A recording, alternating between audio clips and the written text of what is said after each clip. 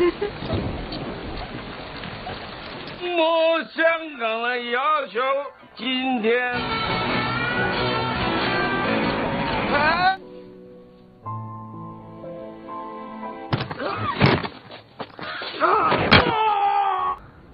我发现Mahathir. Halo guys, kembali lagi di channel Topeng Hitam Official guys ya.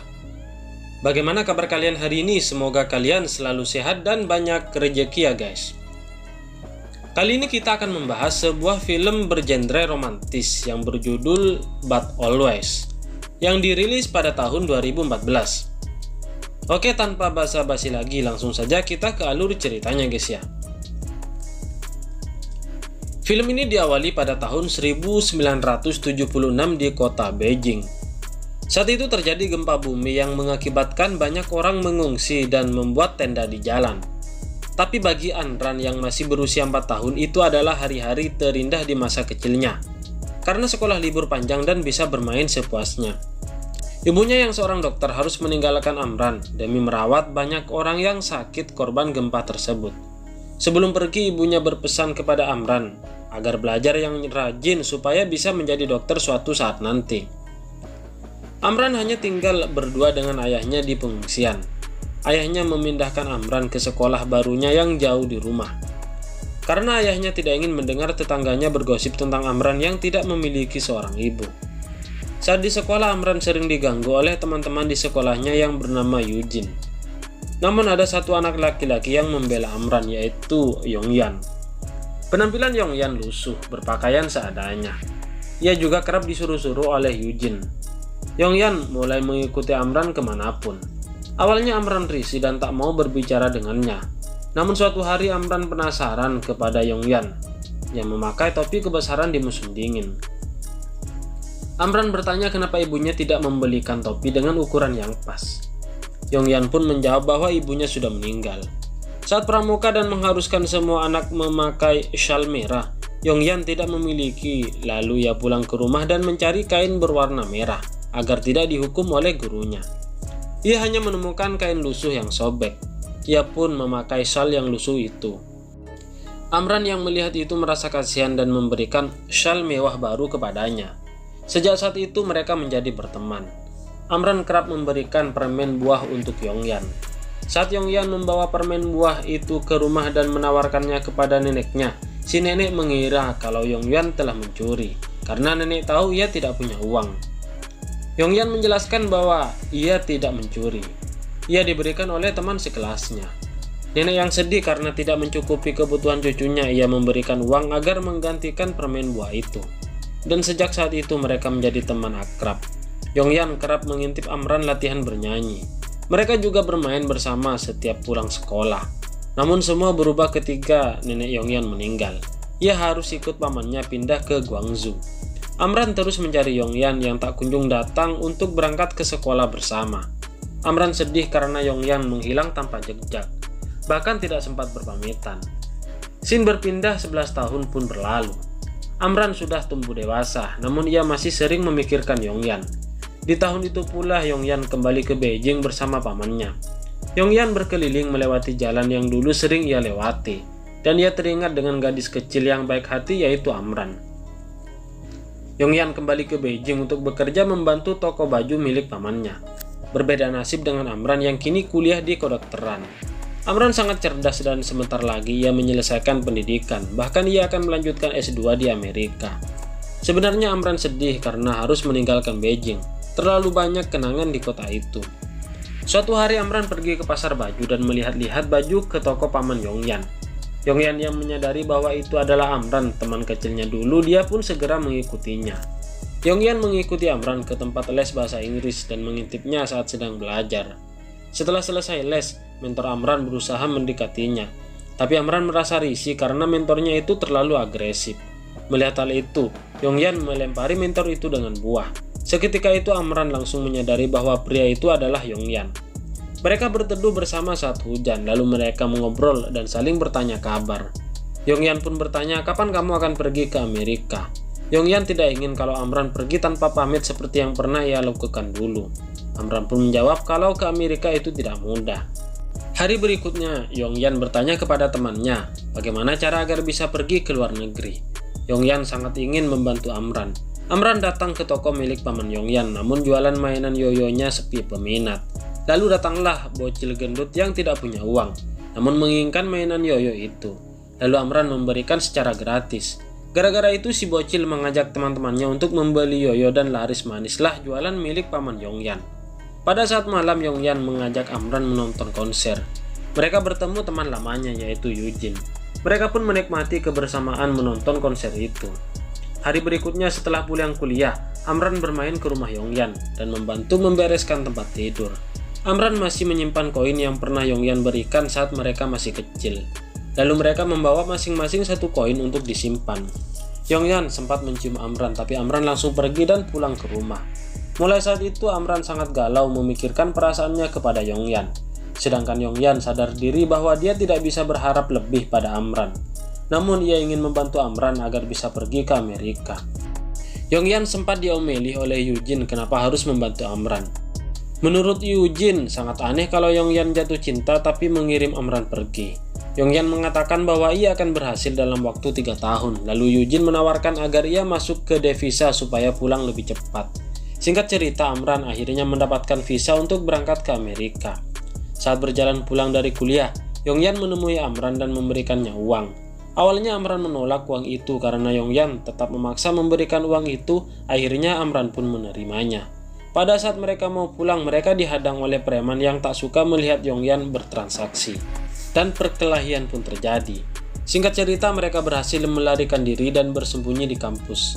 Setelah sampai di rumah, Amran kemudian mengobati luka Yongyan. Keesokan harinya, Amran meminta Yongyan datang ke halte sebelum keberangkatannya.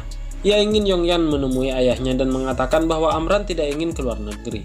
Jadi sebenarnya pergi ke sekolah ke Amerika bukanlah keinginan Amran, melainkan keinginan ayahnya. Ayahnya memberikan jam tangan yang sudah rusak pada Amran, dan ayahnya meminta agar Amran menyimpan untuk ibunya. Sebelum Amran berangkat, ternyata saat itu hujan deras. Namun yang datang bukanlah Yongyan, melainkan temannya yaitu Eugene. Ia mengatakan kalau Yongyan tidak akan datang untuk menemuinya karena dia mencintai wanita lain. Mendengar hal itu membuat Amran sedih dan menangis. Dia sempat bertanya kepada dirinya sendiri kenapa Yongyan tidak ingin menemuinya. Dan ternyata pada hari itu, sebelum ia berangkat menemui Amran, ia ditangkap oleh polisi dan dipenjarakan atas kasus penyerangan dan hampir membunuh orang. Singkat cerita, Amran pun pergi ke Amerika untuk melanjutkan S2 kedokteran. Selama kuliah, ia bekerja sambilan sebagai pencuci piring di restoran. Namun tak disangka pada saat bekerja, ia kelelahan dan pingsan. Pada saat di rumah sakit, ada seorang pria menjaga Amran, dan pria itu bernama Michael. Dan ternyata Michael lah yang telah membawa Amran ke rumah sakit karena mereka bekerja di tempat yang sama. Singkat cerita, mereka pun akhirnya pacaran. Scene berpindah 3 tahun telah berlalu. Yongyan sudah keluar dari penjara. Setelah keluar dari penjara, dia membangun usaha pakaian dan usahanya itu mulai laris. Ia mengirim banyak pesanan ke Jepang, Rusia, dan Singapura. Dan kini ia mengirimkannya ke Amerika. Yongyan berangkat ke Amerika bersama temannya Eugene yang kini telah menjadi staf pribadinya. Kehidupan Amran bersama pacarnya kurang beruntung. Pacar Amran adalah seorang seniman lukis, namun lukisannya tidak kunjung laku.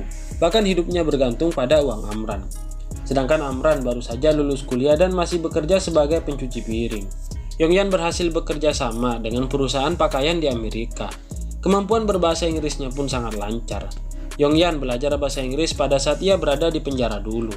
Berbeda dengan Amran, saat wawancara dengan bahasa Inggris, para pewawancara pun tampak meragukan. Bahkan saingan Amran sangat banyak saat melamar pekerjaan. Pada saat Amran bekerja, tiba-tiba pacarnya menelpon dan mengajaknya putus. Saat Yongyan menghadiri pameran seni, ia melihat banyak lukisan potongan wajah yang mirip dengan wajah Amran di dalam gudang. Ia lalu mengambilnya dan ingin membeli semua lukisan itu. Ia juga meminta agar bisa bertemu dengan artis di dalam lukisan itu dan juga ingin bertemu dengan pelukisnya. Yongyan pergi menemui pelukis itu yang tak lain adalah Michael, mantan pacar Amran. Dan ternyata Michael tahu tentang Yongyan. Tentu saja itu dari Amran. Setelah mengobrol, Michael memberikan alamat Amran. Yongyan segera menemuinya, namun respon Amran sangat dingin dan tak ingin berbicara banyak kepada Yongyan. Karena Yongyan tahu kalau Amran bekerja sebagai pemandu wisata, ia kemudian menghubungi agensinya. Akhirnya mau tak mau Amran berkeliling wisata menemani Yongyan. Saat berkeliling mereka mengobrol satu sama lain. sampai akhirnya mereka berdua membicarakan masa lalu mereka. Pada saat berada di jembatan, Yongyan meminta spidol dari salah satu orang di sana untuk menuliskan sesuatu di jembatan itu. Dan pada akhirnya Yongyan meminta kepada Amran untuk balikan, tapi Amran pun menolaknya dan setelah itu dia pun pergi. Yongyan tidak putus asa. Keesokan harinya ia mengundang Amran untuk datang ke restoran makan malam dengannya. Pada saat bertemu dengan bosnya, Amran menolak undangan Yongyan, tapi karena desakan dari bosnya, akhirnya mau tak mau Amran harus datang ke restoran itu untuk makan malam tersebut. Dan ternyata pada saat makan malam itu juga dihadiri oleh teman-teman mereka. Saat itu teman mereka ternyata sudah menikah. Mereka berdua mulai membahas tentang Yongyan dan Amran tentang pernikahan. Tapi saat itu Amran malah membahas agar Yongyan membayar karena telah membeli waktunya. Tapi saat Amran berkata demikian, Yongyan malah mengungkapkan perasaannya dan membuat Amran pergi meninggalkan tempat itu sambil menangis. Yongyan tetap saja mengikuti kemanapun Amran pergi. Walaupun Amran sempat mengusir Yongyan, tapi akhirnya hatinya mulai luluh. Kemudian Amran pun memeluk Yongyan. Pada saat Amran bangun, dia melihat Yongyan sedang menyiapkan makanan untuknya. Dan tak lama kemudian mereka kedatangan seseorang dan itu adalah Michael, mantan pacarnya Amran, yang sedang membawa bunga untuk Amran. Michael mengajak Amran balikan lagi. Tapi ketika Michael ingin masuk, ia melihat pria lain yang ternyata adalah Yongyan. Dan setelah itu dia pun pergi. Pada saat Michael pergi dari tempat itu, ia ditabrak mobil dan dibawa ke rumah sakit. Karena kecelakaan itu, Michael menjadi cacat dan harus direhabilitasi. Di sana Amran hanya bisa menunggu Michael agar ia terbangun dari komanya. Di saat itu juga datanglah Yongyan. Amran merasa bersalah karena ulahnya Michael menjadi cacat dan ia pun ingin bertanggung jawab dengan cara merawatnya sampai ia sembuh. Ia juga mengatakan kepada Yongyan agar meninggalkannya. Tentu saja perkataan Amran membuat Yongyan sedih. Amran cuma bisa menangis di balik pintu. Sedangkan Yongyan dengan tegar dia pergi meninggalkan rumah sakit itu. Singkat cerita, Michael telah keluar dari rumah sakit dengan menggunakan kursi roda. Scene berpindah pada saat Michael sedang melukis Amran. Dia melihat keanehan pada dirinya. Michael kemudian menanyakan sesuatu kepada Amran. Dan ternyata selama ini Amran masih mempunyai rasa kepada Yongyan dan menganggap Michael sebagai temannya saja. Michael pun sedih. Mau tak mau ia harus pergi meninggalkan Amran agar tidak menyakiti perasaannya sendiri. Setelah itu Amran selalu terlihat kesepian. Sepertinya ia masih merasa bersalah kepada Yongyan karena perbuatannya dulu. Dia kemudian pergi ke jembatan yang pernah mereka kunjungi dulu. Setelah sampai di sana, ia menemukan tulisan Yongyan dengan tulisan permintaan maaf untuknya. Ia pun kembali menangis mengetahui hal itu. Amran pergi ke agensi di tempat ia kerja dulu. Ternyata ia di sana meminta nomor HP milik Yongyan dan menanyakan alamatnya. Akhirnya setelah sekian lama Amran menelpon Yongyan dengan menangis. Ia ingin mengungkapkan perasaannya, tapi tak disangka pada hari itu pesawat teroris menabrak gedung yang ada di Amerika. Dan ternyata di gedung itu Yongyan ada di sana.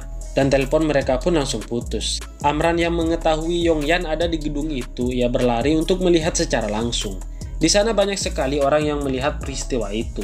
Setelah sampai di rumah, Amran kemudian melihat berita kejadian itu di TV. Tentu saja hal itu membuat Amran sedih karena orang yang ia cintai menjadi korban dari keganasan teroris. Setelah itu Amran hanya bisa mengenang kembali kenangannya bersama Yongyan. Pasti ia sangat sedih karena telah mengabaikan cinta dari Yongyan. Seandainya ia menerima cinta Yongyan dan kembali ke Cina, pasti hal itu tidak akan pernah terjadi kepada Yongyan. Dan film ini pun selesai guys ya. Bagaimana menurut kalian? Sangat seru kan guys ya? Bagi kalian yang baru menemukan channel ini, mohon dukungannya dengan cara klik like, share, dan juga subscribe di bawah ini.